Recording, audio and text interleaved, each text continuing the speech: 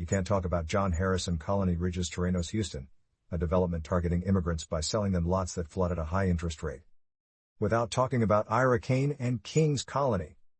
A real-life story of a takeover, and the imprisonment of a woman for 7 years, who, word on the street is that she is now dead. My name is John Harris. I am one of the owners of Colony Ridge. My partners and I have been purchasing lots in King's Colony since early 2006. Since we have been involved with this subdivision, we have discovered numerous problems with the current board, and have become increasingly concerned about the mismanagement of funds paid by honest property owners. Ira Crane, acting on behalf of the board, has spent over $500,000 in POA funds in a very short time, with almost no actual benefit to the owners of the subdivision. She has used her position on the board to her own benefit in many ways. As you may know, we have filed a lawsuit to force a fair election of a new board that will benefit all of King's Colony owners. We have created this website to inform other concerned property owners of the current situation involving this lawsuit and the current state of King's Colony. That is what John Harris wrote on the website kingscolonyowners.com. He also complained about the roads in what he named the paving scandal. He complained about lousy development and wrote, "There are only 5 homes in KC as of May 1, 2007. These 5 homes are all mobiles." He accused Ira Kane of transferring 8 lots to herself from the King's Colony POA. He seemed angry when he wrote, "Prior to this time, Colony Ridge offered $3,000 each for Ira Crane's lots in King's Colony.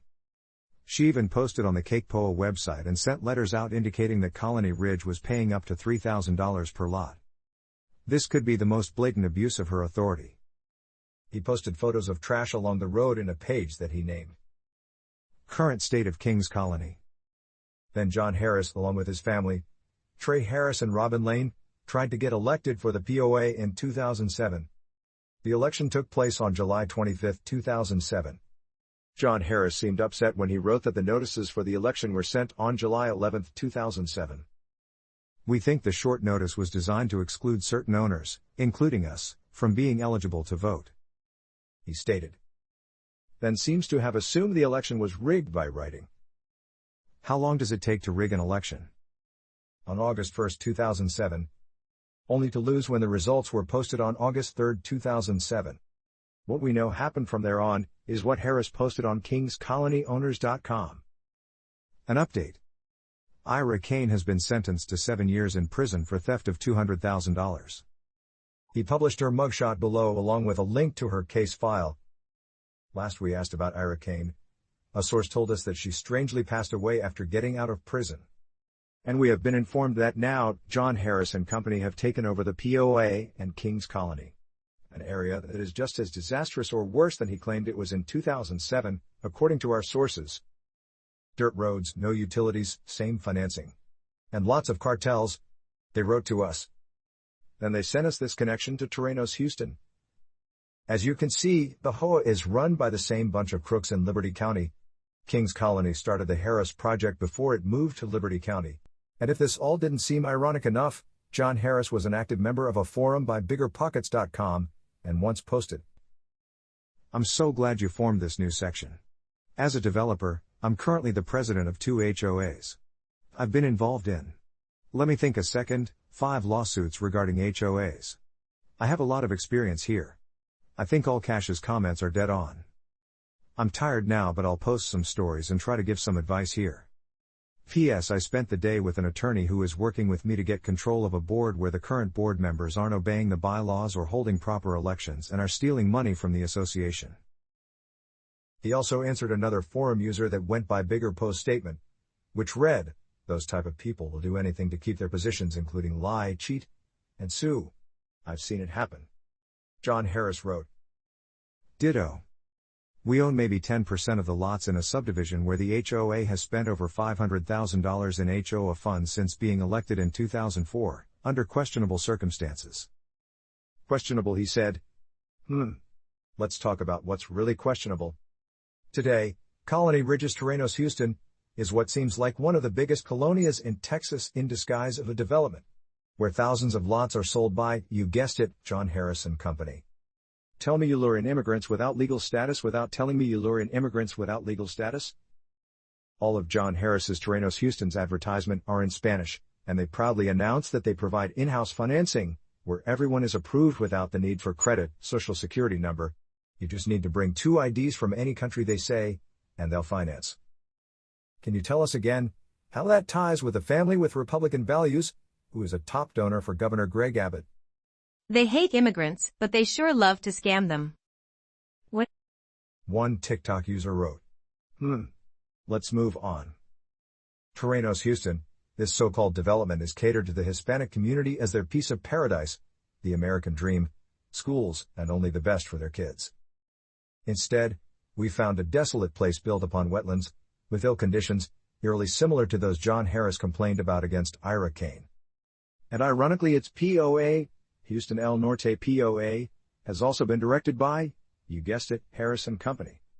They brought in CHP management, directed by Savannah Criffield, family of John and Trey Harris, who we've also found to be notarizing documents left and right. Tell me you're okay with conflicts of interest, without telling me you're okay with conflicts of interest. Then we find documents like February 2021 notes for the Liberty County Municipal Management District No. 1 meeting where William Trey Harris III was the president and Savannah Criffield was the secretary. Here, Trey proposed to approve the petition for addition of land, 2,591.195 acres, to be exact, submitted to the district by CR Farms LLC, which is a company directed by, you guessed it, the same people that direct Colony Ridge LLC, John Harris, and Ashley Management LLC. Is this starting to sound more and more like the game of Monopoly? It's interesting how some of John Harris' complaints pertaining Kings Colony look so similar to the current state of his Terrenos Houston development. Let's take a look at that. The roads.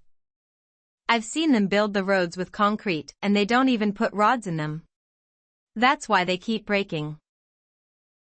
The lies. When I bought in 2013, they had a big poster of Disneyland, and a model of how the lands would look. None of that happened. Everything is bad.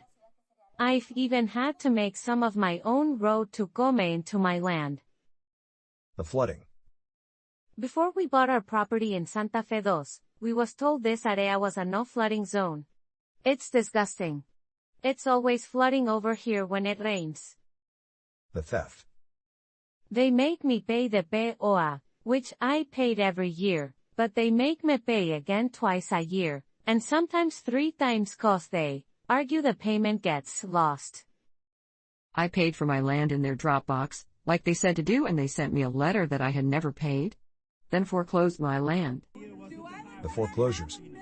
There is a video by investigative reporter Wayne Dolcefino that shows how Leslie Lane, working for the county, was supposed to be holding an auction of foreclosed land that never took place. Surprisingly enough, her husband Robin Lane is authorized to sign on behalf of Colony Ridge's foreclosures. And then there's good old Brent Lane, who is Harris's attorney, who you might know from serving a $1 million lawsuit to the Plum Grove City Council after they hired Wayne Dolcefino to investigate Colony Ridge, and you guessed it, is also related to the Harris family. And last but not least, the POA. My husband and myself feel though as the POA is stealing from us.